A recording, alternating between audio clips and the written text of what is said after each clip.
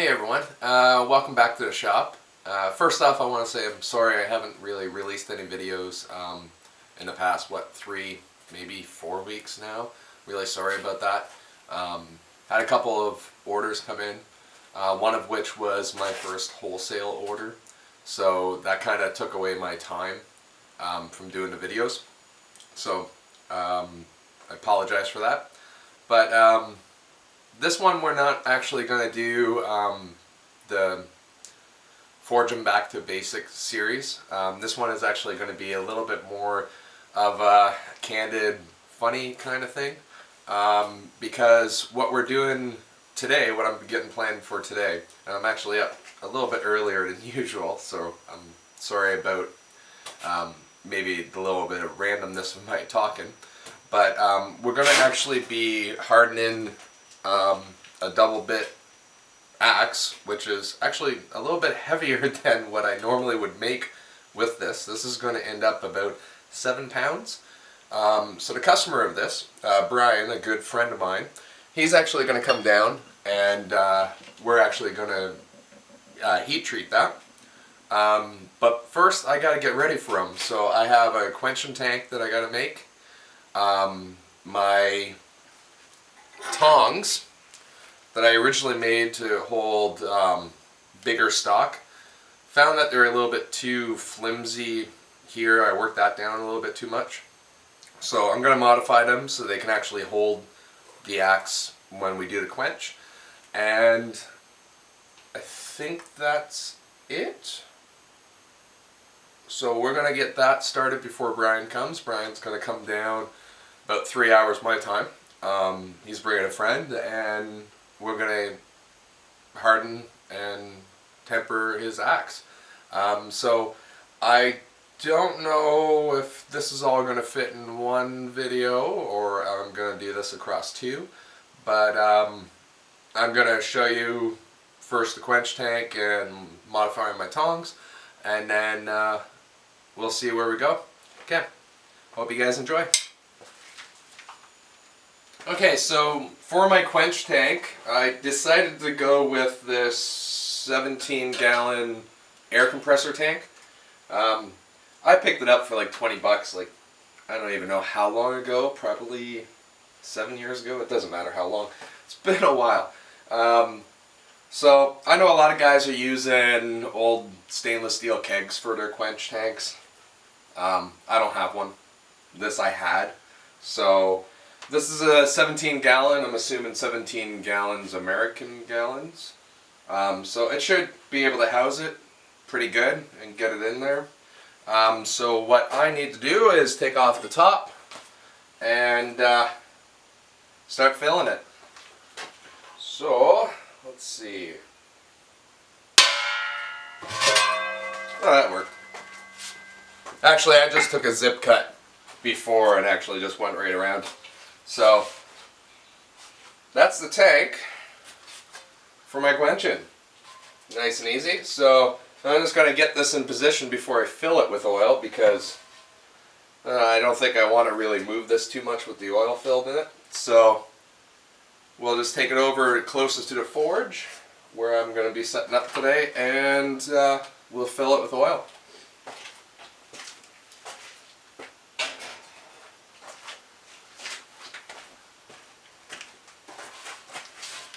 No, you gotta come with me. Over there, over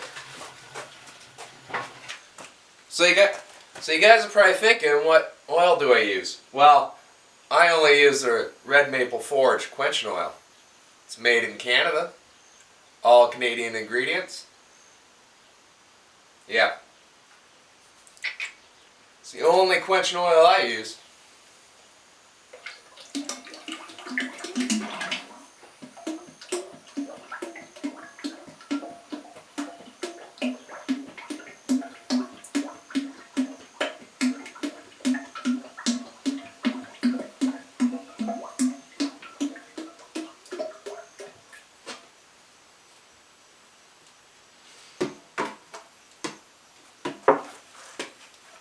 Actually, it's just regular vegetable oil.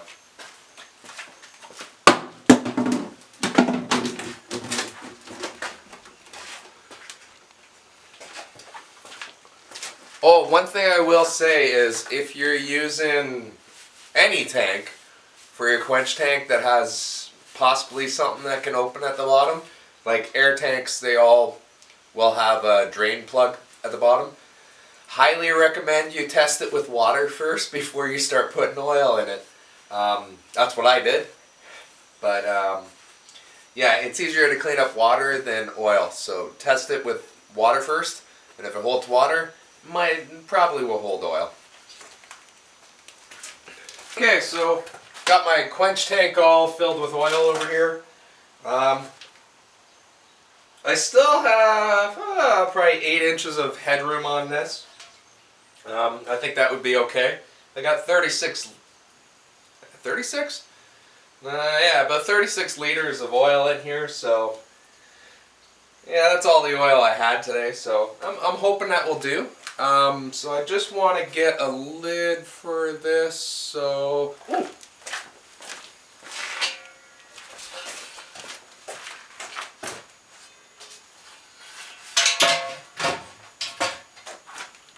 Ooh, that works nice. But I don't want to...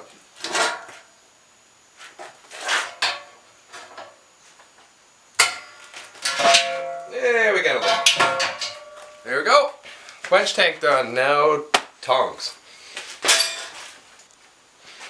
Okay, with the tongs, like I said, these are the ones I had a video for, I have no idea how long ago, but I made it a while ago. Well, as I've been using them, these have been spreading out further and further, so, and I've modified, I've actually had to readjust these quite a few times. And I'm thinking I just thinned it out a little bit too much in this kind of area. So I'm going to need tongs to hold this while we quench. Now my idea is that we're going to quench going down, so I kind of want the tongs to kind of fit in the eye.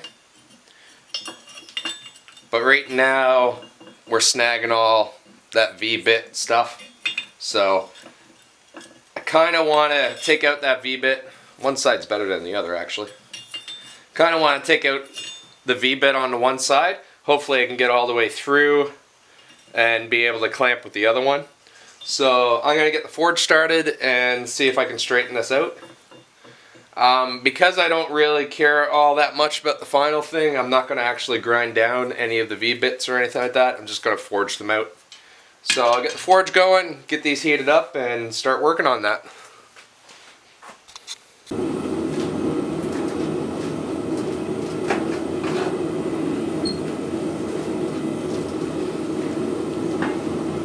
First up, I'm going to take the one that's the V that's least defined. I'm just going to flatten it out.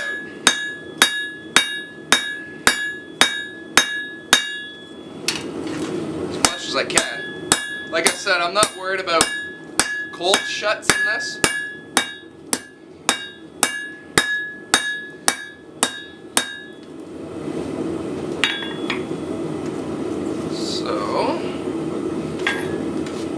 I'm going to straighten that one out too, a little bit.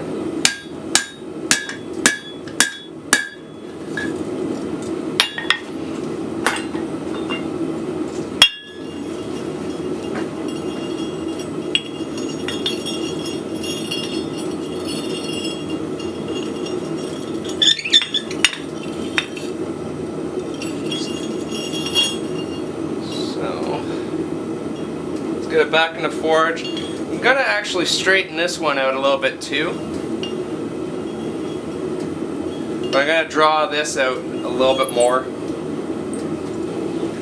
So with this, I am making this up as I go, so if you see me flopping back and forth between stuff, that's why.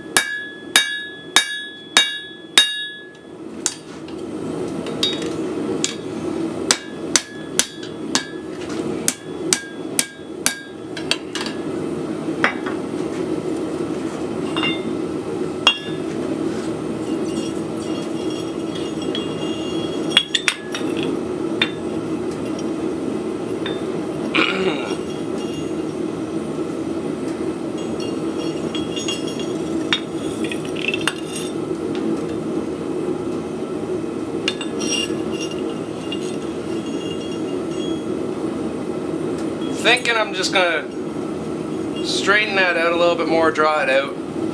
And I think I'm gonna take down a little bit on this, so when it's actually in, it actually will cup underneath. So let's get it warmed up again and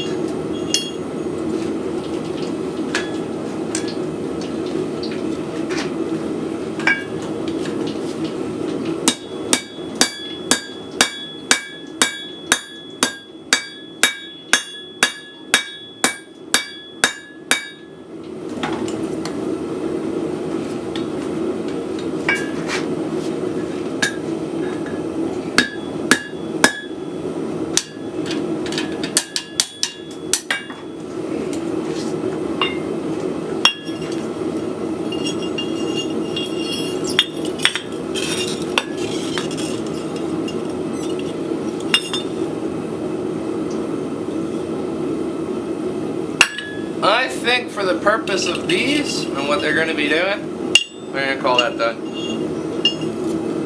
I'm going to set that rivet a little bit better.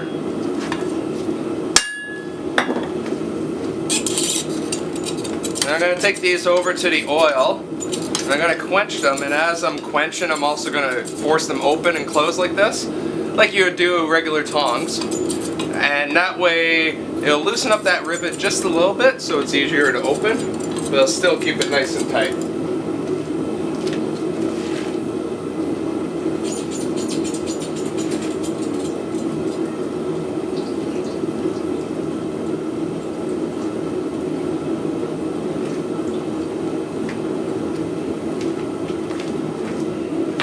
There we go. Well, that's my mangled modified tongs. I think that will work nicely.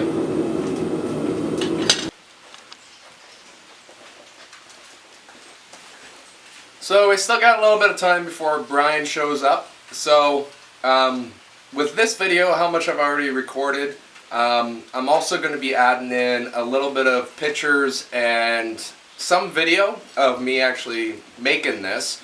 I didn't do any full videos of this, but you know, I have a video of me actually pressing a lot of this out, as well as pictures of me doing the drift and all that. So I'm going to add this into this video, and I'm going to pretty well call this video done.